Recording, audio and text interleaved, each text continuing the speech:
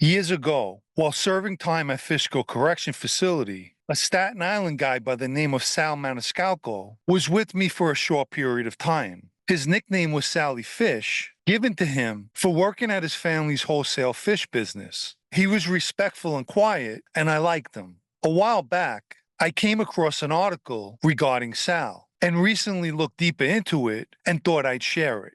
Staten Island jeweler Louis Antonelli was loosely associated to the Genovese family, specifically to a crew run by Captain Anthony Antico. However, Antonelli ran afoul with Antico in and around 2006. Louis the jeweler, as he was called, rejected kicking up money from his business, and then after selling jewelry in Antico's Brooklyn Social Club, also refused to give Antico a tribute from the sales. 2 years later, an order to rob Antonelli was given by Antico.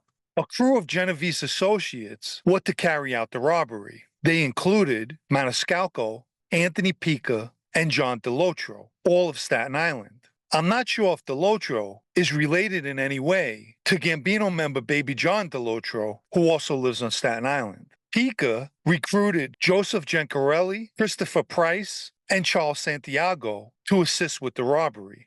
On April 29, 2008, Maniscalco learned that Antonelli would be carrying around a large amount of cash and jewelry. He and DeLotro surveilled the specific area where the robbery was to take place. Around 7 p.m. that same day, Antonelli, escorted by Jason Aiello, a former cop who acted as Antonelli's bodyguard, entered a storage basement at 280 Broadway in the West New Brighton section of Staten Island. After exiting the building, they went next door to a restaurant, the El Sabor Tropical. At some point, Antonelli left the restaurant alone to place a bag of takeout food in a Lincoln SUV. Santiago and Gencarelli approached him and told him not to move or do anything stupid. But apparently Antonelli made a move that Santiago took as threatening, and he shot him in the chest and stomach. It's quite obvious that Aiello was in on the robbery, and more than likely exposed the fact that Antonelli would be carrying jewelry and cash, which remained in the Lincoln and equated to $260,000. The robbery crew fled without taking it. Antonelli survived the shooting, but died 2 weeks later, on May 12, 2008, as a result of gunshot wounds in the hospital. A month later, Aiello would be killed himself. After being questioned about the Antonelli shooting, Aiello had a breakdown, and his family checked him into a psych ward. He escaped hours later, went home, and packed up his wife and kids. He was approached by the police outside of his house, where he had a Bible and 2 9mm, and yelled out, "Do you believe in God?" before firing at the cops, who returned fire, killing Aiello.